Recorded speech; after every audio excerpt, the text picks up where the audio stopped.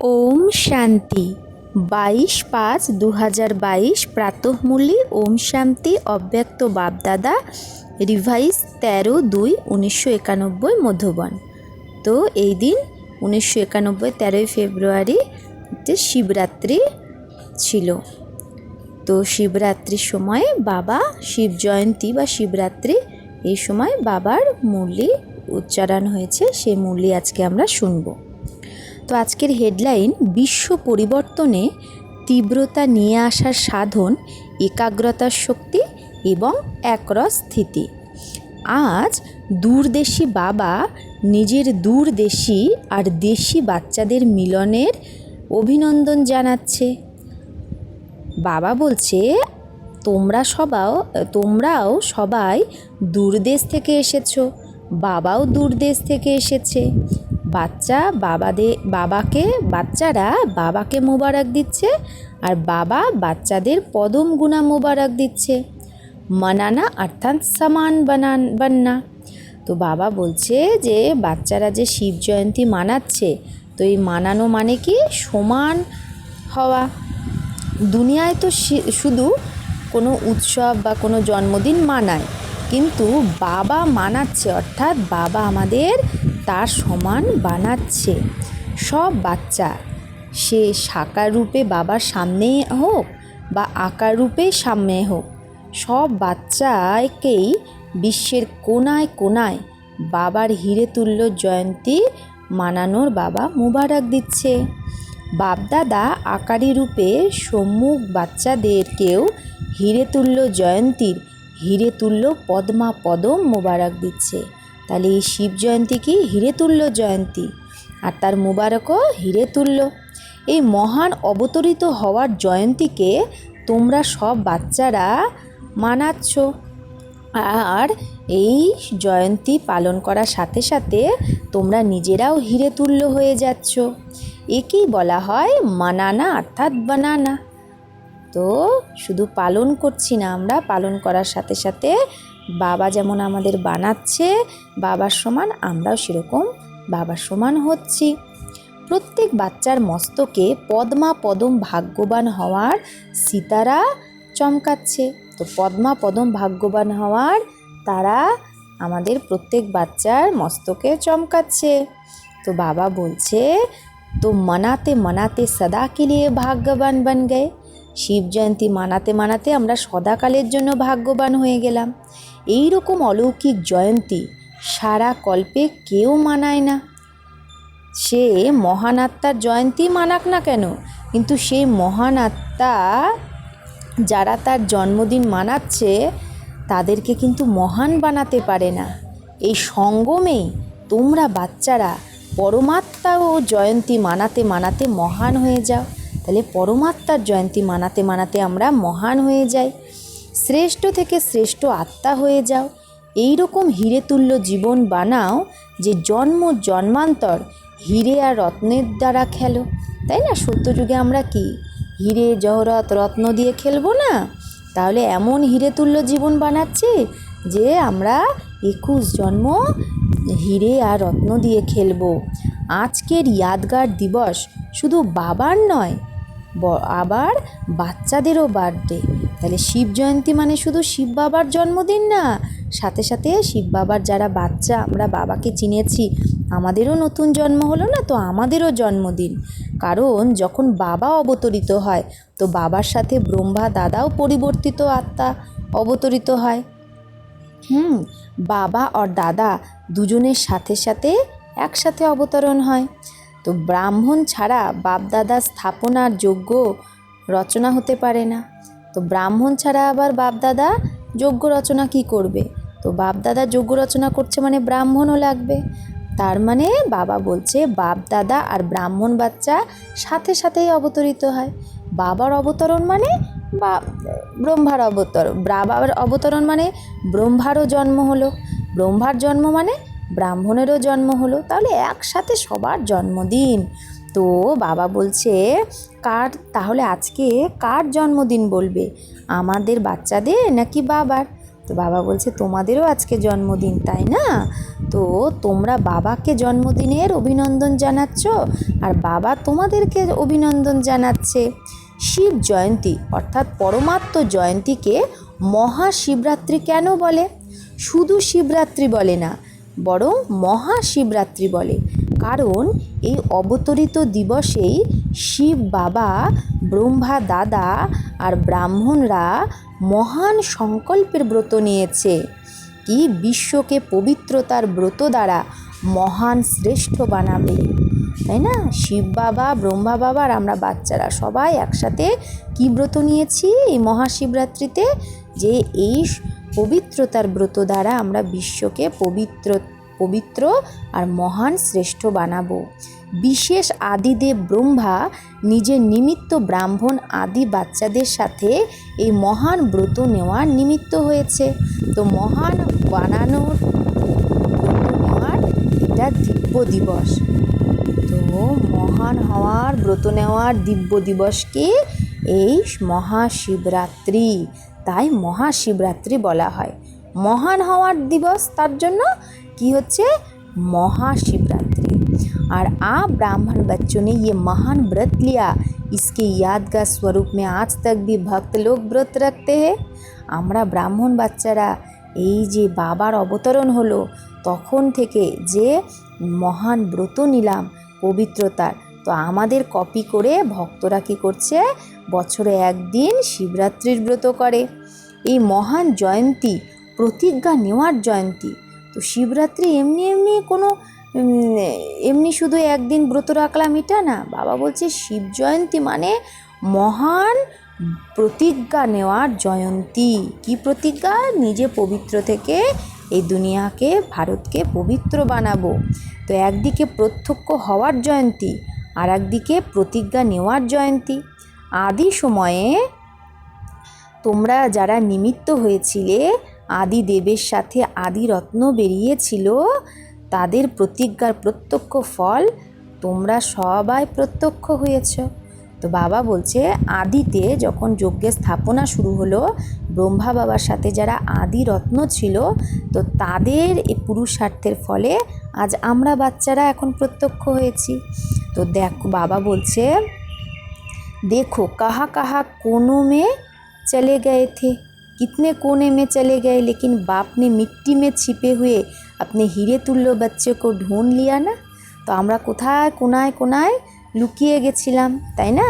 আমরা তো কোথায়, বাবা এসেছে কোথায়, ভারতে মাউন্ট আবু রাজস্থানে, আর বাবার বাচ্চারা কোথায় কোথায় চলে গেছে, কেউ দেশের বিভিন্ন জায়গায়, কেউ বিদেশে, কিন্তু বাবা সেই কোনায় কোনায় চলে যাওয়া বাচ্চাদের, মাটির মধ্যে লুকিয়ে থাকা বাচ্চাদের আবার কি খুঁজে নিয়েছে, হিরে তুল্য বাচ্চাদের, তাই না? আবার আমরা বাবাকে চিনতে পেরেছি আর আমরা এখন বাবার জ্ঞানে চলছি। তো বাবা বলছে এখন তো বিশ্বের কোণে কোণে তোমরা হোলিয়েস্ট আর হাইয়েস্ট বাচ্চারা হীরের মতো চমকাচ্ছ। তো এই পরমাত্ম জয়ন্তীর ব্রত আর প্রতিজ্ঞার ফল হলো তোমরা বাচ্চারা। তাহলে এই যে শিব বাবা অবতরণের সাথে সাথে ব্রহ্মা বাবা আর আদি ব্রাহ্মণরা যে প্রতিজ্ঞা করেছিল, তার ফল কি? আমরা এত এত বাবার বাচ্চা এখন হয়েছি, এত বিকে চারিদিকে বেড়ে গেছে। তো বাবা বলছে তোমরা সবাই এখনও চারদিকে শিব বাবার ঝান্ডার কাছে প্রতিজ্ঞা নাও না। তো এই আদি রসমের বিধি এখন পর্যন্ত তোমরা করছো। তো আদিতে ব্রাহ্মণরা যা করে গেছে, আদি রত্নরা, সেটাই আমরা এখনও ফলো করছি। আমরাও শিব বাবার ঝান্ডার নিচে কি করি, প্রতিজ্ঞা করি না যে আমরা পবিত্র থাকবো, এই প্রতিজ্ঞা। তো এই পরমাত্ম জয়ন্তীকে কি বলা হয়? শিবরাত্রি। রাত্রি অর্থাৎ অন্ধকার। অন্ধকারে যে ব্যক্তি বা বস্তু যেরকম হয় সেরকম দেখা যায় না। হয়তো জিনিসটা আছে বা ব্যক্তিটা আছে, কিন্তু তাকে দেখা যায় না। যখন বাবা অবতরিত হয় তো आप भी जो आप है जो है जैसे है ना अपने आप को देख सकते थे ना बाप को देख বা জান सकते थे।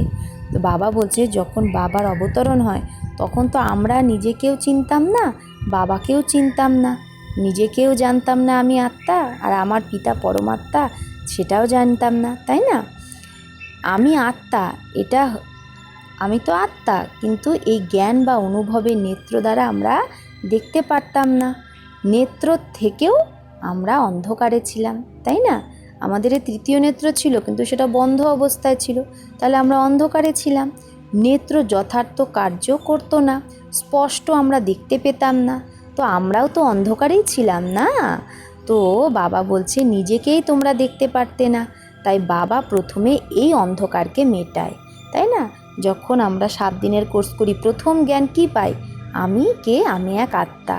তাহলে বাবা আমাদের দিব্য নেত্র খুলে দেয়। তো বাবা বলছে,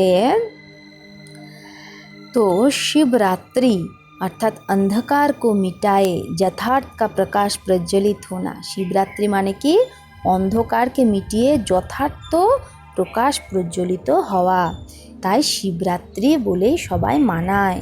ভক্তিমার্গের বিধিও আমাদেরই যথার্থ বিধির ইয়াদগার।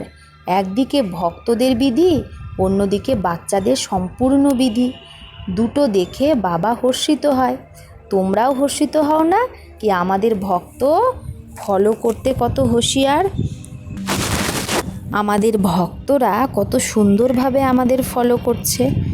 তো বাবা বলছে লাস্ট জন্ম পর্যন্ত আমাদের ভক্তির বিধি, আমাদের বিধিটাকে তারা ভক্তির বিধি হিসাবে পালন করছে। তো এগুলো সবই হলো বাবা আর তোমরা বিন্দু রূপের কামাল। শিব বাবার সাথে শালিগ্রামেরও পুজো হয় না? তো তোমরা সবাই বিন্দু স্বরূপের মহত্বকে জানো, তাই আজ পর্যন্ত ভক্তদের মধ্যে শিব অর্থাৎ বিন্দু স্বরূপের মহত্ব আছে। তারা শুধু বিন্দু রূপকে জানে, যথার্থ জানে না, নিজের রূপকে জানে। কিন্তু তোমরা বাবাকে শুধু বিন্দু রূপে নয়, বরং বিন্দুর সাথে বাবা যে সর্ব খাজানা সিন্ধু, তো বিন্দুর সাথে সিন্ধু রূপকেও জানো। দুটো রূপই তোমরা জানো, তাই না? তো সিন্ধু স্বরূপে জানতে आप भी मास्टर सिंधु बन गए। আমরা জানি বাবা রূপে বিন্দু, কিন্তু গুণে কি সিন্ধু। সিন্ধু মানে সাগর, বাবা জ্ঞানের সাগর, গুণের সাগর, সুখের সাগর, সব কিছুর সাগর। তাহলে আমরা বাবা সিন্ধু স্বরূপকে জানি জন্য আমরাও মাস্টার সিন্ধু হয়ে গেছি, অর্থাৎ মাস্টার সাগর সব জ্ঞানের গুণের। তো বাবা বলছে তোমাদের মধ্যে কত খাজানা ভরেছে বাবা, কত খাজানা তোমরা ভরছো, হিসাব লাগাতে পারো? হ্যাঁ, অগুন্তি অথা আর অবিনাশী খাজানা তোমাদের আছে। সবাই মাস্টার সিন্ধু হয়েছ না, নাকি এখনও হওয়া বাকি আছে? তপস্যা বর্ষে কি করবে? তপস্যা অর্থাৎ যা সংকল্প করবে তা দৃঢ়তার সাথে করো। তপস্যা অর্থাৎ একাগ্রতা আর দৃঢ়তা। যোগী জীবন তো এখনই না। তো বাবা বলছে তোমরা তো এখন যোগী জীবনেই আছো। তোমরা সবাই যোগী জীবন वाले हो ना, নাকি 8 ঘন্টা 6 ঘন্টা বা কিছু ঘন্টার যোগ লাগানে वाले? বাবা বলছে এরকম না যে আমি এখন যোগ লাগাচ্ছি বাবার সাথে, তার মানে এখন আমি যোগী না। বাবা বলছে তোমার জীবনটাই যেন যোগী জীবন হয়, সব সময় যেন সেই স্বরূপে তুমি থাকো, আত্মিক স্বরূপে। তো বাবা বলছে যোগী জীবন তো হ্যাঁ হি, ফির খাস তপস্যা বর্ষ কিউ রাখা है? তো তোমাদের তো জীবনটাই যোগী জীবন, তাহলে বিশেষ করে আবার তপস্যা বর্ষ কেন রাখা হলো? बाप दादा सब বাচ্চাদের যোগী জীবন वाले যোগী आत्माओं के रूप में देखते हैं। तो बाबा सब বাচ্চাদের কীভাবে দেখে? যোগী জীবন वाले যোগী आत्माओं के रूप में, যোগী আত্মা রূপে দেখে। আর हो भी যোগী জীবন में, আর বাচ্চারা আছেও যোগী জীবনে। আর ও আগের জীবন তো সমাপ্ত হয়ে গেছে। বাবা বলছে তোমার भटकी हुई भोगी जीवन से थककर निराश होकर सोच समझकर योगी बने हो। তুমি বাবা বলছে তোমার তো আগের জীবন কি ছিল? ভটকি হুই, দিকভ্রান্ত, এদিকে ওদিকে, হ্যাঁ, দিকভ্রান্তের মতো তুমি ঘুরে বেড়াচ্ছিলে। আর ভোগী জীবন ছিল, সেই জীবনে ক্লান্ত হয়ে নিরাশ হয়ে তারপরে ভেবেচিন্তেই তো তুমি যোগী হয়েছো না। सोच समझकर बने हो या किसके कहने से बन गए हो? তুমি ভেবেচিন্তেই এই লাইফ লিড করছো, নাকি কেউ বলেছে এই জীবন যাপন করো তার জন্য, কারো কথায় তুমি হয়েছো না নিজের ইচ্ছায় যোগী জীবনের অনুভব করছো? তো বাবা বলছে অনুভব করে হয়েছো নাকি শুধু অনুভব অন্যের শুনে তুমি নিজে যোগী জীবনে অনুভব করছো? অনুভবী হয়ে যোগী হয়েছো নাকি শুধু শুনছো, দেখছো আর ভালো লেগেছে তাই এই জীবনটা বেছেছো? বাবা বলছে শুধু দেখে অন্যের দেখে সওদা করেছো নাকি শুনে সওদা করেছো? নাকি কারো ধোকায় তো চলে আসোনি? তো বাবা বলছে ভালোভাবে দেখে নিয়েছো তো এই জীবনটা? এখনও দেখে নাও, কোনো জাদু তো লাগেনি যে হ্যাঁ বাবা আমি তোমার এই জ্ঞানে চলতে চাই না কিন্তু আমার কোনো জাদু লেগে গেছে, এরকম তো না। নিজের ইচ্ছায় এই জীবন নিয়েছো তো, তাই বাবা বলছে তিন চোখ খোলা রেখে বাবার সাথে এই সওদা করেছো, কারণ বুদ্ধিও একটা আঁখ। তা বাবা বলছে তিন আঁখ বলতে এখানে একটা তো আমাদের স্থূল চোখ, একটা হচ্ছে দিব্য নেত্র, আর একটা বাবা কি বলছে বুদ্ধিও আমাদের চোখ, বুদ্ধি দিয়ে তুমি ডিসিশন নিয়েছো তো। তো বাবা বলছে দুটো চোখ আর বুদ্ধির চোখ এই তিনটে খুলে তুমি বাবার সাথে সওদা করেছো তো, সবাই পাক্কা হয়েছো। তো সব বাচ্চারা বাবার সাথে মিঠি মিঠি রুহরিহান করে, মিষ্টি মিষ্টি কথা বলে। বাচ্চারা বলে বাবা আমি তো তোমারই, আর কোথায় যাব, আর জ্ঞানী যোগী জীবনও খুব ভালো লাগে, কিন্তু কখনো কখনো অল্প অল্প কোনো না কোনো কথায় সহন করতে হয়, সেই সময় মন আর বুদ্ধি হলচলে চলে আসে। এটা কতদিন পর্যন্ত হবে, কিভাবে হবে, এই রকম প্রশ্ন জাগে। তো মাঝে মাঝে যে হলচল হয় সেটা নিজের প্রতিই হোক বা সেবার কারণেই হোক বা সাথীদের দ্বারাই হোক, এই হলচল নিরন্তর বাবার সাথে যোগযুক্ত থাকতে দেয় না, অন্তর নিয়ে আসে। তো সহন শক্তির পার্সেন্টেজ অল্প কম হয়ে যায়। তো বাবা বলছে যে বাচ্চারা পাক্কা, কিন্তু পাক্কা বাচ্চাকেও কখনো কখনো এইসব কথা হিলিয়ে দেয়। তো তপস্যা বর্ষ অর্থাৎ সর্বগুণে, সর্বশক্তিতে, সর্ব সম্বন্ধে, সর্ব স্বভাব সংস্কারে 100% পাস হতে হবে। এখন বাচ্চারা পাস হয় কিন্তু ফুল পাস হয় না। একটা হলো পাস হওয়া, আর দ্বিতীয় হলো ফুল পাস, আর তৃতীয় হলো পাস উইথ অনার।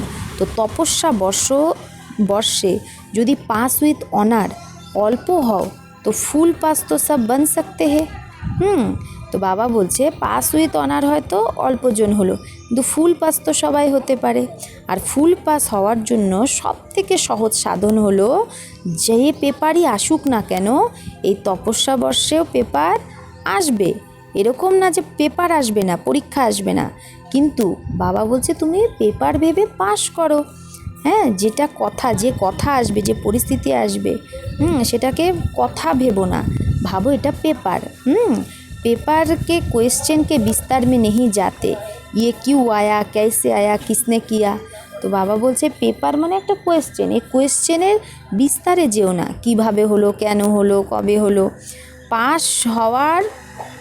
पास होने का सोच कर पेपर को पार करते हैं, যে আমাকে এই পেপার এসছে, আমাকে এটা পাস করতে হবে, তাই না? তা কিউ কেন বললো তো আমি পাস করতে পারবো না, তো পাস হব এই ভেবে পেপারকেও পার করো। তো পেপার ভেবে পাস করো। ये क्या हो गया, ऐसा होता है क्या, या अपनी कमजोरी में भी ये नहीं सोचो कि ये तो होता ही है। তাহলে এটা কি হয়ে গেল, এরকমও হয়, বা নিজের কমজোরিতেও এরকম ভেবো না, এগুলো তো হতেই থাকে। নিজের জন্য ভাবো ये तो होता ही है, इतना तो होगा ही, और दूसरों के लिए सोचते हो ये क्यों किया, क्या किया। বাবা বলছে তোমার যেটা কমজোরি সেটাকে তুমি বলছো এইটুকু কমজোরি তো থাকেই, আর যখন অন্যের কমজোরি দেখছো তখন বলছো ও কেন এইরকম করছে, কেন করছে। নিজের বেলায় তুমি কি বলছো যে এইটুকু তো হয়, আর অন্যের বেলায় কি বলছো ও কেন করছে। তো এটা তো হওয়া উচিত না। এই সব কথাগুলোকে পেপার ভেবে ফুল পাস হওয়ার লক্ষ্য রেখে পাস করো। পাস হওয়া, পাস করা আর বাবার কাছে থাকা, তো ফুল পাস হয়ে যাবে, তাই না? পাস হোনা হে মানে পরীক্ষায় পাস করতে হবে। পাস করনা হে, আর যে কোনো পরিস্থিতিকে পাস করতে হবে, অর্থাৎ অতিক্রম করতে হবে। আপকে পাস রহনা হে, বাবার কাছে থাকতে হবে, তাহলে ফুল পাস হয়ে গেলাম। समझा বুঝলে? এখন মেজরিটি রেজাল্টে বাবা দেখলো, রেজাল্টে কি দেখছে, কই বাতোं में तो अच्छी तरह से पास हो गए, অনেক কথায় বাচ্চারা খুব ভালোভাবে পাস হয়ে যায়। শুধু নিজের পুরানো স্বভাব আর সংস্কার যেও কभी कभी नए जीवन में इमर्ज हो जाते, পুরানো স্বভাব সংস্কার কখনো কি হয়, এই নতুন জীবনে ইমার্জ হয়ে যায়। अपने व दूसरों के स्वभाव संस्कार भी टक्कर खाते हैं, তো নিজের স্বভাব সংস্কারেও অনেক সময় টক্কর খায় বাচ্চারা বা অন্যের স্বভাব সংস্কারে। তো নিজের কমজোর সংস্কার অন্যের সংস্কারের সাথে টক্কর খায়। এই কমজোরি এখন বিশেষ লক্ষ্যে পৌঁছাতে বিঘ্ন সৃষ্টি করছে। ফুল পাস হওয়ার বদলে পাস মার্ক শুধু পাচ্ছে বাচ্চারা, না নিজের স্বভাব সংস্কারকে সংকল্প বা কর্মে নিয়ে আসো, না অন্যের স্বভাব বা সংস্কারের সাথে টক্কর খাও। দুটোতেই সহন শক্তি আর সমানয়িক শক্তি আবশ্যক। কী কী শক্তি? সহন শক্তি আর সমানিক শক্তি, অ্যাডজাস্ট পাওয়ার, নিজের মধ্যে সব কিছু সামিয়ে নেওয়া। তো বাবা বলছে এটাই ফুল পাস হতে দিচ্ছে না, আর এই কারণেই কখনো কখনো আমাদের অলবেলাপান, কখনো আলস্য নিয়ে আসছে। তপস্যা বর্ষে মন বুদ্ধিকে একাগ্র করা, অর্থাৎ একটাই সংকল্পে থাকা কি আমাকে ফুল পাস হতেই হবে। যদি মন বুদ্ধি একটুও বিচলিত হয় তো দৃঢ়তা থেকে আবার দৃঢ়তার দ্বারা কি করো, মন বুদ্ধিকে একাগ্র করো। করতেই হবে, হতেই হবে, এই সব যা কমজোরি আছে তপস্যা যোগ অগ্নির দ্বারা তাকে ভস্ম করো। যোগ অগ্নি প্রজ্বলিত হয়েছে, লগনের অগ্নিতে এখনও থাকো না, কিন্তু কখনো কখনো অগ্নি অল্প অল্প কমতে থাকে, অগ্নির পার্সেন্টেজ কমতে থাকে। তাই বাবা বলছে লগনের অগ্নি যেন 100% থাকে। তো বাবা বলছে যে লগনের অগ্নি বোঝে না কিন্তু কম হয়ে যায়। तेज आग में जो भी चीज़ डालो तो या तो परिवर्तन या भस्म होगी। তাহলে লগনের অগ্নি যেন তেজ থাকে, হ্যাঁ, তেজ অগ্নিতে যে কোনো জিনিস দিলে কি হয়, হয় পরিবর্তন হয়, না হলে পুড়ে যায়। তো পরিবর্তন আর ভস্ম করা দুটোতে কি চাই, তেজ অগ্নি চাই, যোগ অগ্নি। লগনের অগ্নিও যেন জেগে থাকে কিন্তু সদা যেন তেজ থাকে, কখনো তেজ কখনো কম আঁচ, সেরকম না। যেরকম এখানে স্থূল অগ্নিতেও যদি কোনো জিনিস ভালো বানাতে চাও আর সময়ে বানাতে চাও তাহলে আগুনকে সেই রূপেই রাখতে হবে যাতে যে জিনিসটা দেব সেটা সময়ে আর ভালোভাবে তৈরি হয়। যদি মাঝখানে আগুন নিভে যায় তো সময়ে তো জিনিসটা তৈরি হবে না, হয়তো তৈরি হবে কিন্তু সময়ে হবে না। তো তোমাদের যোগ অগ্নিও মাঝে মাঝে যে ঢিলা হয়ে যায় তো সম্পন্ন হবে, কিন্তু সেটা লাস্টে তখন তোমরা সম্পন্ন হবে। লাস্টে সম্পন্ন যে হবে সে তো ফার্স্ট রাজ্যভাগ্যের অধিকার পাবে না। তোমরা সবাই তোমাদের লক্ষ্য কি, ফার্স্ট জন্মে রাজ্যভাগ্য করার নাকি দ্বিতীয় বা তৃতীয় জন্মে আসবে? প্রথম জন্মে আসার ইচ্ছে না? তাহলে আমাদের লগনের যে অগ্নি সেটাও তেজ করতে হবে। তপস্যা বর্ষ অর্থাৎ ফার্স্ট পুরুষার্থ করে ফার্স্ট জন্মে ফার্স্ট নাম্বার আত্মাদের সাথে রাজ্যে আসা। ঘরের সাথেই যাবে না, আর রাজ্যেও ব্রহ্মা বাবার সাথেই আসবে। তো বুঝেছো তপস্যা বর্ষ কেন রাখা হয়েছে? এই তপস্যা বর্ষে একাগ্রতার শক্তিকে বাড়াও। এখন না চাইতেও ব্যর্থ চলে আসে না, ব্যর্থের দিকে কখনো কখনো অনেক সময় শুদ্ধ শ্রেষ্ঠ সংকল্প ভারী হয়ে যায়। তাই বাবা কি বলছে, ব্যর্থ যখন অনেক সময় চলে তখন কি হয়, শুদ্ধ সংকল্প শ্রেষ্ঠ সংকল্প থেকেও সে ব্যর্থ বেশি ভারী হয়ে যায়। তপস্যা অর্থাৎ ব্যর্থ সংকল্পের সমাপ্তি, কারণ এই সমাপ্তি আমাদের সম্পূর্ণতার দিকে নিয়ে যাবে। তো যখন ব্যর্থ সমাপ্ত করব তখনই কি হবে, সম্পূর্ণ হয়ে যাব। তো সমাপ্তির বিনা তো সম্পূর্ণতা আসবে না, তো সমাপ্তি যখন হবে তখনই আমাদের সম্পূর্ণতা আসবে। তো আজকের দিনে তপস্যা বর্ষ আজকে থেকেই শুরু করো। উমঙ্গ উৎসাহের জন্য বাপদাদা তোমাদের অভিনন্দন জানাচ্ছে। 4 সাবজেক্টে ফুল পাস হওয়ার মার্কস নিতে হবে।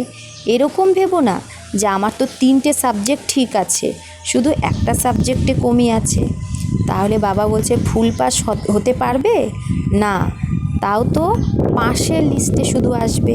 ফুল পাস অর্থাৎ 4 সাবজেক্টে ফুল মার্কস যেন হয়। সদা প্রত্যেক আত্মার প্রতি কল্যাণের ভাবনা, চাহে সে তোমার স্থিতিকে যদি হিলানোরও চেষ্টা করে, কিন্তু তোমার হয়তো অকল্যাণও করার চেষ্টা করছে, তাও তার উপরেও তোমার যেন কল্যাণের ভাবনা, কল্যাণের দৃষ্টি, কল্যাণের বৃত্তি, কল্যাণময় কৃত্তি থাকে। একেই বলা হয় কল্যাণকারী আত্মা। শিবের অর্থ কল্যাণকারী, তাই না? তো শিব জয়ন্তী অর্থাৎ কল্যাণকারী ভাবনা। কল্যাণ যে করছে তোমার, তার উপর কল্যাণ করা, এটা তো অজ্ঞানীরাও করে। যে তোমার ভালো চায় তারও তুমি ভালো চাও, এটা তো কমন ব্যাপার। তো বাবা বলছে ভালো যে তার সাথে ভালোভাবে চলা, এটা তো সবাই জানে, কিন্তু অকল্যাণের বৃত্তি যার আছে তারও কল্যাণ, তাকেও কল্যাণের বৃত্তি দ্বারা পরিবর্তন করো বা ক্ষমা করো। পরিবর্তন যদি নাও করতে পারো, ক্ষমা তো করতে পারো, তাই না? মাস্টার ক্ষমার সাগর তো তুমি। তো তোমার ক্ষমা সেই আত্মার জন্য শিক্ষা হয়ে যাবে। তুমি যদি তাকে ক্ষমা করো, তাহলে সেই আত্মাও সে ক্ষমা থেকে শিক্ষা নেবে। আজকাল শিক্ষা দেনে সে কোই সমঝতা কোই নেই সমঝতা। আজকাল ডাইরেক্ট শিক্ষা দিলে কেউ বোঝে, কেউ বোঝে না। কিন্তু তুমি যদি তাকে ক্ষমা করে দাও, তাহলে এটা তার জন্য একটা বড় শিক্ষা হবে। ক্ষমা অর্থাৎ শুভ ভাবনার দুয়া দাও, সহযোগ দাও। শিক্ষা দেওয়ার সময় এখন চলে গেছে। এখন ডাইরেক্ট যদি শিক্ষা দাও, সেটা কেউ ধারণ করবে না। এখন স্নেহ দাও, সম্মান দাও, ক্ষমা করো, শুভ ভাবনা রাখো, শুভ কামনা রাখো। এটাই শিক্ষার বিধি। তো বাবা বলছে ওই আগেকার দিনের বিধি এখন পুরানো হয়ে গেছে, যে মেয়েরে শিক্ষা দেওয়া, বউকে শিক্ষা দেওয়া এখন চলবে না। তো নতুন বিধি তুমি পারো তো করতে। তপস্যা বর্ষে এই নতুন বিধির দ্বারা সবাইকে আরও নিকটে নিয়ে এসো। বাবা শুনিয়েছিল না कि दाने कुछ तैयार हो भी गए हैं लेकिन माला अभी तैयार नहीं है। হয়তো মালার দানা কিছু তৈরি হয়েছে, কিন্তু পুরো মালাটা তো তৈরি হয়নি। এখনও আমরা মালার দানা হতে পারি। তো বাবা বলছে সুতোও আছে, দানাও আছে, কিন্তু দানার সমীপ নেই, তাই মালা তৈরি হয়নি।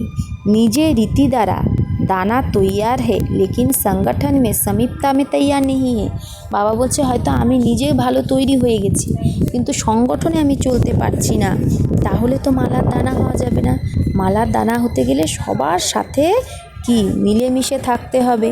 তো তপস্যা বর্ষে বাপ সমান তো হতেই হবে, কিন্তু দানেকে সমীপ ভি আনা है। তপস্যা বর্ষে বাবা বলছে বাপ সমান যেমন নিজেকেও হতে হবে, আবার দানেকে সমীপ ভি আনা है। প্রত্যেক আত্মার সাথে অ্যাডজাস্ট পাওয়ারও থাকতে হবে, বুঝেছো? তবেই তো দানার সাথে দানা মিলবে। বাকি যোগী ছিলাম, যোগী আছি, সদা যোগী জীবনেই থাকতে হবে। ড্রামার প্রত্যেক সিনকে ন্যারে আর প্যারে হয়ে দেখতে থাকো। তো বাবা বলছে দুনিয়ার জন্য যেটা খারাপ সিন, সেটা তোমাদের জন্য ভালো সিন। যা হয় সে তার মধ্যেই কোনো না কোনো রহস্য ভরা আছে। বাবা বলছে যে রাজকে জানে সে কখনো কোনো কথায়, কোনো দৃশ্যে নারাজ হয় না। বাবা বলছে রাজ কো জাননে वाले নারাজ নেই হতে। যে রহস্যকে জেনে গেছে সে নারাজ হয় না। যে রাজকে জানে না সেই নারাজ হয়। ডবল বিদেশিরাও এইবার শিবজয়ন্তী মানানোর জন্য টাইমে পৌঁছে গেছে। দৃঢ় নিশ্চয় রেখেছে কি যেতেই হবে মধুবনে। তো পৌঁছেও গেছে, তাই না? যায় না যায় ইয়ে সোচনে वाले রহে গয়ে। যারা ভেবেছে যাব কি যাব না, তারা নিজের জায়গায় থেকে গেছে, মধুবনে আসতে পারেনি। তো বাবা বলছে নিশ্চয়ই সেই সময় কোনো পরিস্থিতি এসেছিল। কেউ হয়তো ভেবেছে থাক যাব না, কিন্তু যারা যাব না ভেবেছে তারা থেকে গেছে। আর যারা দৃঢ় নিশ্চয়ের দ্বারা এসেছে তারা বাবার সাথে মিলন মানাচ্ছে। তো বাবা বলছে এখনও তো কিছু হয়নি, আভি তো হোনা হে। নিশ্চয় কোনো পরিস্থিতি এসেছিলো। বাবা বলছে এখনও তো ওগুলো কিছু হয়নি। সামান্য পরিস্থিতিতেই তোমরা ঘাবড়ে যেও না, এখনও তো অনেক পরিস্থিতি আসবে। এখন প্রকৃতি ফুল ফোর্সের হলচল বলছে শুরু করেনি। নিশ্চয় প্রকৃতির কোনো পরীক্ষা এসেছিলো। বলছে প্রকৃতি তো ফুল ফোর্সে হলচল শুরু করেনি, करती है लेकिन फिर आप लोगों को देखकर थोड़ा ठंडी हो जाती है। যদি প্রকৃতির দ্বারা কোনো পরীক্ষা আসেও, কিন্তু তোমাদের দেখে আবার প্রকৃতিও ঠান্ডা হয়ে যায়, তারাও প্রকৃতিও ভয় পায়। যে আমার মালিক তৈরি হয়নি, তো প্রকৃতি কিভাবে বিনাশ করাবে এখন, আমরাই যে তৈরি হইনি। তো বাবা বলছে কিসকি দাসী বানে নির্ভয় হো না। তো বাবা বলছে প্রকৃতির পরিস্থিতি দেখে তুমি যদি ঘাবড়ে যাও তাহলে তো প্রকৃতির দাসী হয়ে গেলে তুমি, তোমাদের তো নির্ভয় হওয়া উচিত। ডরনে वाले তো নেই হো না, ভীরু তো না। মানুষ ভয় পায় মরতে, তাই না? আর তোমরা তো মরেই গেছো। বাবা বলছে তোমরা তো পুরানো দুনিয়া থেকে মরেই গেছো, তো তোমাদের প্রকৃতির থেকে ভয় পাওয়ার কি আছে। তো বাবা বলছে পুরানো দুনিয়া সে মরে হুয়ে হো না, নতুন দুনিয়ায় জিতে হো। তা আমাদের মন বুদ্ধি তখন নতুন দুনিয়ায়, পুরানো দুনিয়া থেকে মরে গেছে। তো বাবা বলছে যে মরেই গেছে তার আবার মৃত্যুরকে ভয় লাগে কি? আর বাবা বলছে আর তুমি ট্রাস্টি না, যদি কোনো মেরাপন থাকে তো মায়া বিল্লি ম্যাও ম্যাও করবে, ম্যাও ম্যাও ম্যাও ম্যাও এরকম বলছে বাবা। তো বাবা বলছে তুমি তো ট্রাস্টি, সব কুছ বাবা কা, মেরা কুছ নেই। তাহলে কিসের ভয়? শরীরটাও তো আমার না, শরীর যদি বাবা নিয়ে নেয় নিয়ে নেবে। তো বাবা বলছে মানুষের মৃত্যুর ভয় থাকে, হয় শরীরের চিন্তা হয় বা কোনো বস্তুর চিন্তা হয় বা পরিবারের চিন্তা হয়। আর তোমরা তো ট্রাস্টি, তোমার নিজের কিছুই নেই, তাহলে কি চিন্তা, মৃত্যুর ভয় কিসের? তো বাবা বলছে তুমি ন্যাড়া না, ডিটাচ না, নাকি অল্প অল্প লাগাও আছে। বডি কনসাস যদি থাকে তাহলে অল্প অল্প লাগাব থাকবে। তাই তপস্যা অর্থাৎ জোয়ালা স্বরূপ নির্ভয়। আচ্ছা, তো বাবা বলছে, তো দুজন মুরব্বি দাদি শুনছে বাবা মুরলি আর দেখছে বাবাকে। তো বাবা বলছে কিছু নবীনতা তো দেখা উচিত না। বাপ দাদা প্রথমেও শুনিয়েছে যে এক হলো বাণীর সেবা, দ্বিতীয় হলো ফরিস্তা মুরত আর শক্তিশালী স্নেহময়ী দৃষ্টির সেবা। কিছু সময় এই দুই দাদি এই সেবার পাঠ পেয়েছে, কি ফরিস্তা মুরত আর স্নেহময়ী দৃষ্টির দ্বারা সেবা। তো আদি থেকে বাণী আর কর্মের সেবা তো দাদিরা করছেই। তো দাদিদের নিশ্চয়ই সেই সময় শরীরে কিছু হয়েছিল, তাই বাবা বলছে যে তারা তখন কি মানে রেস্টে আছে। তো বাবা বলছে এখন তোমাদেরকে আমি কোন সেবা দিচ্ছি, এই যে দৃষ্টির দ্বারা সেবা। তো এই বিধির দ্বারা সেবা এটাও ড্রামায় আছে, অন্তে তো এই মনসা সকাশই হবে। তো এই পাঠ অল্প সময়ের জন্য দাদিরা পেয়েছে। তো বাবা বলছে তাও তো মুরব্বি বাচ্চা না, কত পেয়ারা বাচ্চা। তো বাবা বলছে তাদের হিসাব কিতাব চুক্ত হওয়ার মধ্যেও সেবা। শরীরের যে কমজোরি হচ্ছে, কোনো অসুখ বিসুখ হচ্ছে, এটাও হিসাব কিতাব চুক্ত হচ্ছে, কিন্তু তার মধ্যেও সেবা লুকিয়ে আছে, তারা দৃষ্টি দ্বারা সেবা করছে। তো বাবা বলছে ওই হিসাব কিতাব ওটা তো একটা নিমিত্ত, একটা কারণ, বাহানা, কিন্তু এর রহস্য কি, এটা সেবারই রহস্য। বেহদের খেলায় এটাও একটা ওয়ান্ডারফুল খেলা, দুজনের পার্টি নবীনতায়। तो ये जल्दी जल्दी हिसाब किताब चुक्त कर सम्पन्नता और सम्पूर्णता के समीप जा रही है। तो दादीरा ताड़ाताड़ी हिसाब किताब चुक्त करे सम्पन्नता और सम्पूर्णतार निकटे जाच्छे। तो बाबा बोलछे अकेले नहीं जाएंगे, ये कोई नहीं सोचो, हर एक को चुक्त तो करना ही है, लेकिन कोई सिर्फ चुक्त करता है, कोई चुक्त करते भी सेवा करते हैं। তো একা তো কেউ যাবে না, সবাই একসাথে যাবে। তো বাবা বলছে প্রত্যেককে চুক্ত করতে হবে, কিন্তু কেউ শুধু চুক্ত করে আর কেউ চুক্ত করার মধ্যেও সেবা করছে। তো সারে বিজয়ী বন গয়ে না, সব কি দুয়াও কি দবা ভি সুলি সে কাটা কর দেতি হে, তাই না? তো সবার যে দুয়া এটাও একটা ওষুধ, সেটা কি করে একটা বড় পরিস্থিতিকেও একদম ছোট্ট করে দেয়, হিসাব কিতাবের প্রভাবে আসে না, দুজনেই ঠিক হয়ে গেছে, শুধু পরহেজ মেহে। বলছে দুজনের শরীর ঠিক হয়ে গেছে, শুধু তারা এখন একটু নিয়মে আছে। রেস্টটাও তো পরহেজ না, হ্যাঁ, রেস্ট করা এটাও তো একটা শরীরকে মানে কি দেওয়া, একটা আরাম দেওয়া। তো কারণ হচ্ছে দাদিরা তো রেস্টই নেয় না। তো বাবা বলছে যেরকম খাওয়াতেও কি হয়, অনেক সংযম নিয়ম থাকে, তো রেস্ট হলেও শরীরের অনেক কি হয়, আরাম হয়। তো এ তো বাবা বলছে আর দাদিদের ওটা কি চলা ফেরা বলার পরহেজ। স্নেহ क्या नहीं कर सकता है, স্নেহ কি করতে পারে না। একটা কাহাবাত আছে, স্নেহ পাথরকেও জল করে দেয়। তো এই বিমারি চেঞ্জ করতে পারবে না, বদল তো গই না, তাদের যে বিমারি সেটা তো বদলে গেছে। তো হার্ট কি বিমারি বদল গই, পাথর সে পানি তো হো গয়া না, পাথর থেকে তাহলে জল হয়ে গেল, হার্টের বিমারিও ঠিক হয়ে গেছে।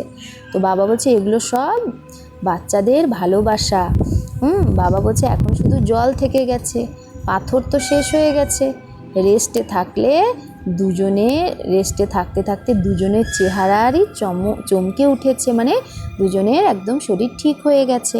পরিবারের ভালোবাসাও অনেক মদত করে, তাই আমাদের ব্রাহ্মণ পরিবারেরও আশীর্বাদ নিতে হবে, ভালোবাসা।